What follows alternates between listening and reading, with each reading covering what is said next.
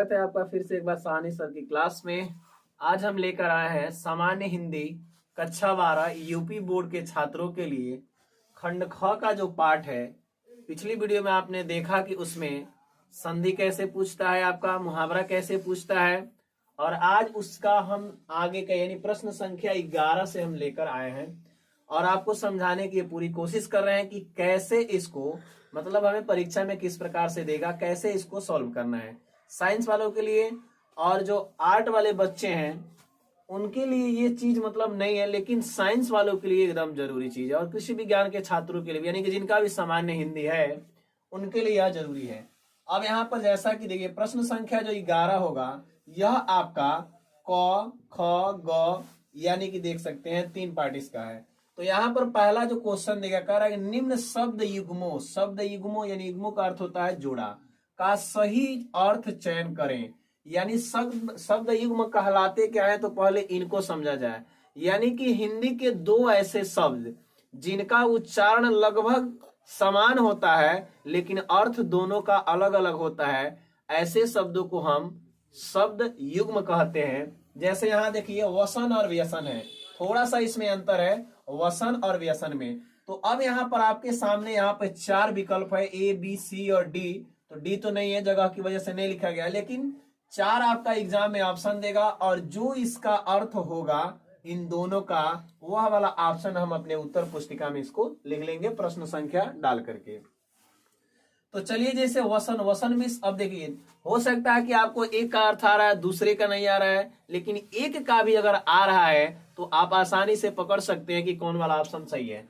तो सारे लोग हम लोग जानते हैं कि वसन का अर्थ कपड़ा होता है। अब यहाँ पर डायरेक्टली देखेंगे तो यहाँ दिया है आपका वस्त्र, यानी कि वस्त्र का अर्थ होता है कपड़ा, और व्यसन का अर्थ होता है आपकी रोजमर्रा की जिंदगी यानी आपकी आदतें। तो यानी कि हमारा ऑप्शन नंबर सी जो है यह आपका सही है। एक चीज आप गलती मत कीजिएगा, अगर 4 विकल्प है तो यह नहीं कि विकल्प लिखकर उसको सही लिख दिए, क्योंकि आप तो उत्तर ही नहीं लिख रहे हैं। तो यहाँ पर हम डाल देंगे प्रश्न संख्या। अब मान लीजिए हम 11 का अगर क कर रहे हैं तो 11 का क लिखकर उत्तर लिखेंगे। अब ऑप्शन आपका तीसरा सही है तो यहाँ सी लिखिए, और यहाँ पर हम लिख सकते हैं वस्त्र और आदत। तो यह हमारा हो गया। इस तरह से उत्तर लिख रहे। कितने बच्चे क्या करते हैं कि लिखने के बाद भी ऐसे ट्रिक करते हैं, यह गलत नियम है। जब आपने उत्तर ही लिखा है तो फिर ट्रिक करने की कोई जरूरत नहीं। नेक्स्ट की तरफ बढ़ते हैं। अब यहाँ दिया है कि निम्न में से एक शब्द के 2 अर्थ लिखिए।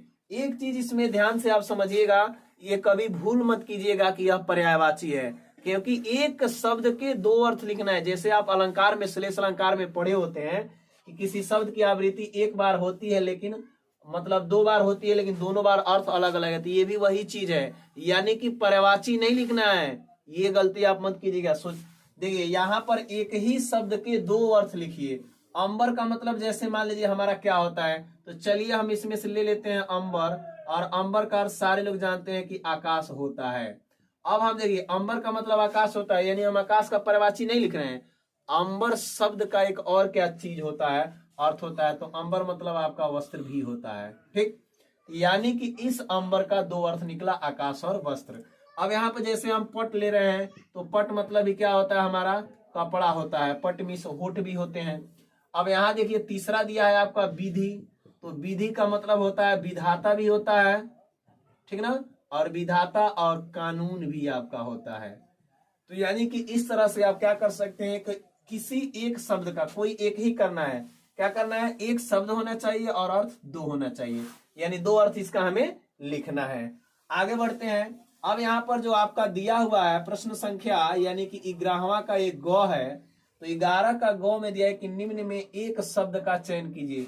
यानी कि यहाँ पर जो आपका दिया रहेगा पहला उसका, यानी कि एक शब्द में केवल उत्तर देना है, एक से अधिक नहीं होना चाहिए। अब देखिए यहाँ पर दिया है कि जो आंखों के सामने हो, यानी जैसे मान लीजिए कि हमारे आंखों के सामने मार्कर है, तो जो आंखों के सामने हो। अब आपके 4 ऑप्शन है, उन 4 ऑप्शनों में से और कौन सा ऑप्शन अब सही है आपको सिलेक्ट करना है। तो देखिए एक दिया है नेत्र सम्मुख, नेत्र मीन्स आंख, सम्मुख मीन्स सामने। आगे बढ़ते हैं प्रत्यक्ष, प्रत्यक्ष का अर्थ भी होता है सामने।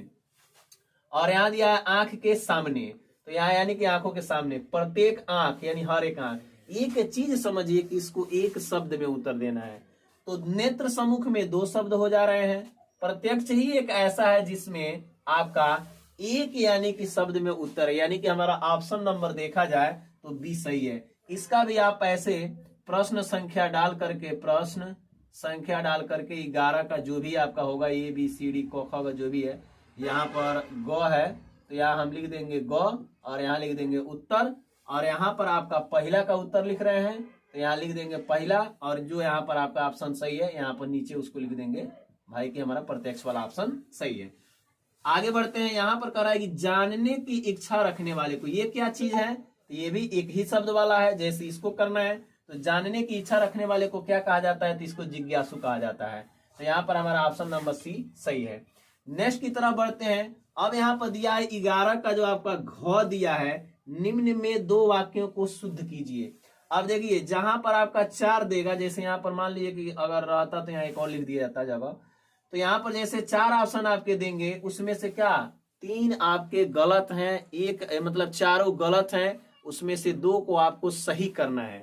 पहला देखिए क्या दिया है, तुम तो कुर्सी पर बैठे हो, तुम तो कुर्सी पर बैठे हो, तो इसको हम लिख सकते हैं कि तुम कुर्सी पर बैठे हो, बात समझ रहे ना।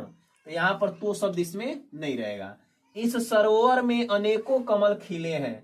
अब यहाँ पर देखिए इस सरोवर में अनेकों कमल खिले हैं, अनेकों नहीं होता, अनेक कमल खिले हैं।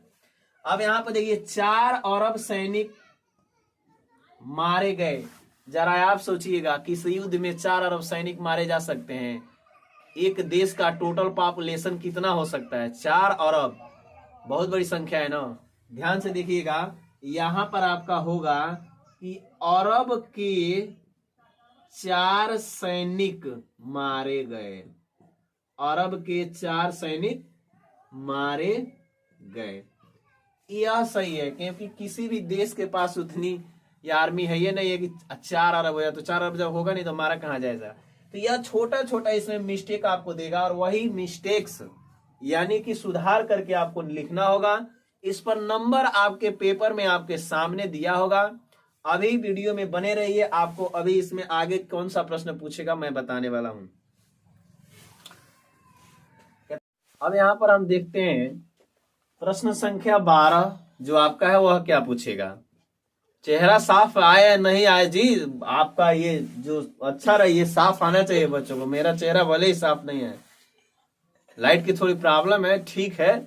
अब यहाँ हम चलिए 12 से लेकर के अब नीचे तक देखते हैं कि क्या क्या मतलब और यूपी बोर्ड में पूछेगा। देखिए यहाँ पर जो आपका प्रश्न संख्या 12 दिया है, वीर रस अथवा हास्य रस का स्थायी भाव के साथ परिभाषा उदाहरण लिखिए। ये तो आसान है, आसान ये है कि आपको देखिए यहाँ पर दिया है 1 + 1 यानी कि 2, यानी कि 1 नंबर जो आपका है वह मिल जाएगा किस पर, तो इस पर मिल जाएगा आपका परिभाषा पर, 1 नंबर परिभाषा पर मिल जाएगा और 1 नंबर आपका उदाहरण पर मिल जाएगा। यानी आपको स्पष्टीकरण करने की कोई जरूरत नहीं है, परिभाषा और उदाहरण आपने लिख दिया, आपका 2 नंबर क्लियर है। तो यहाँ पर हमें क्या करना है, परिभाषा एडी डाल के परिभाषा लिख देना है और उदाहरण एडी डालकर उसका उदाहरण लिख देना है। आगे की तरफ बढ़ते हैं और यहाँ पर देखिए यह तो हमारा था क्या, तो यह हमारा हो गया रस। अब यहाँ पर हम आते हैं श्लेष अथवा उपमा अलंकार का लक्षण तथा उदाहरण लिखिए। बहुत सारे बच्चे परीक्षा में घबरा जाते हैं कि भाई लक्षण क्या चीज है, तो लक्षण का मतलब होता है परिभाषा, बस में रहे ना, परिभाषा लिखना है और उसके बाद से इसका लिखना है क्या, उदाहरण। ठीक, यानी कि उदाहरण तो दिया ही है और कई बार होता है एग्जाम में दे देता है क्या, सोदाहरण, सोदाहरण। तो आप घबराइए मत, सो मतलब होता है साथ और उदाहरण का अर्थ होता है उदाहरण, जानते हैं, यानी उदाहरण के साथ लिखिए। तो ये शब्द अगर लक्षण आता है तो बिल्कुल आप मत घबराइए, यानी परिभाषा लिखना है, बस परिभाषा और उदाहरण लिखिए। इसके बाद से यह आपका था क्या, तो यह आपका था अलंकार। अब अलंकार के बाद से यहाँ पर आपका दोहा अथवा सोरठा। अब बात आ गई किसकी, छंद की। ये छंद है, इसमें भी वही चीज दिया है कि लक्षण, यानी कि लक्षण लिखिए। और यानी लक्षण में क्या मतलब जी, परिभाषा लिखना है आपको, यानी लक्षण जब पूछे तो परिभाषा लिखना है और नीचे आपको उदाहरण लिख करके ऊपर मात्रा को बिठा लेना है। ऐसे आप मात्रा को बिठाकर यहाँ पर जितना आपका दिया हुआ है यहाँ पर हम बिठाकर यहाँ पर लास्ट में लिख लेंगे। मात्रा सही नहीं आए तो इसके लिए आप एक सबसे अच्छा उपाय कर सकते हैं कि आप यानी कि यूज करना है तो आप कहीं किनारे कॉपी में जो बोर्ड परीक्षा में मिलता है वहां पर आप मात्रा को पहले बिठा लीजिए और बिठाने के पश्चात उस पर काट करके रफ कार्य आप लिख सकते हैं। डायरेक्टली बिठाएंगे तो गलती भी हो सकता है, या आप पेंसिल का भी यूज कर सकते हैं, पेंसिल से लिखकर भी मात्राओं को बिठा सकते हैं। अब इसमें आपका क्या पूछेगा, तो अब हम इसमें आगे देखते हैं। इसमें जो अब आपका अगला पूछेगा वह आपका होगा पत्र। बहुत यार, फ्री का मुफ्त का ये नंबर है, यानी कि जो बच्चे पत्र लिखना जानते हैं। अब पत्र कितने प्रकार का देगा, तो पत्र आपका 2 प्रकार का दे सकता है, यानी कि एक दे देगा अपना पर्सनल प्रॉब्लम पर, यानी कि कंप्लेन लेटर हम जिसे कहते हैं। बस एक ब्रेक लेते हैं थोड़ा सा, बस लिखने के पश्चात फिर हम वीडियो में वापस आते हैं। अब आपका जो प्रश्न संख्या 13 पूछेगा, तो 13 यहां जैसा कि देख सकते हैं कि 2 आपका पत्र पूछेगा, या आपका अथवा में करके कितने नंबर का है पत्र बताइएगा। तो 2 आपका है, एक अथवा में करके पूछा है पत्र, उसमें देखिएगा निकाल कर कितने नंबर का है। तो यहाँ पर आपका 2 पत्र पूछेगा। अब यहाँ पर दिया है कि बैंक में खाता खोलने हेतु या किसी नौकरी संबंधी, कहीं नौकरी आपको करना है, नौकरी पाने के लिए आपको अपना पूरा बायोडाटा देना है, या बैंक से कर्ज लेने लोन लेने हेतु। तो यहाँ पर हमारा ये जो आपका है 6 नंबर, भाई मुफ्त का अगर लेना है तो ले लो, या किसी भी नौकरी के लिए आप आवेदन कर रहे हैं या बैंक हेतु आवेदन कर रहे हैं, तो आप इस पर एक पत्र पूछेगा। अब इसका एक अलग से पत्र कैसे लिखा जाता है डिटेल में आपको वीडियो बनाया जाएगा। अब यहाँ पर देखिए, शहर में फैली बीमारी के लिए जिलाधिकारी को एक पत्र लिखना है। दोनों में से कोई आपको एक करना है, एक के लिए आपको 6 नंबर निर्धारित होंगे। अब आपका लास्ट क्वेश्चन जो आपका देगा प्रश्न संख्या 14, निम्न विषयों पर निबंध लिखिए। यानी यहाँ आपका 4 दिया है, 4 में से किसी आप एक पर निबंध मतलब लिख सकते हैं। तो ये तो आपका पूरा खंड ख का विवरण सामान्य हिंदी के छात्रों के लिए। वीडियो अगर पसंद है तो लाइक करें, चैनल को सब्सक्राइब करें, शेयर करना बिल्कुल ना भूलें। अगली वीडियो में अगर कमेंट करके बताइए पत्र को लाया जाए या नहीं लाया जाए। जय हिंद।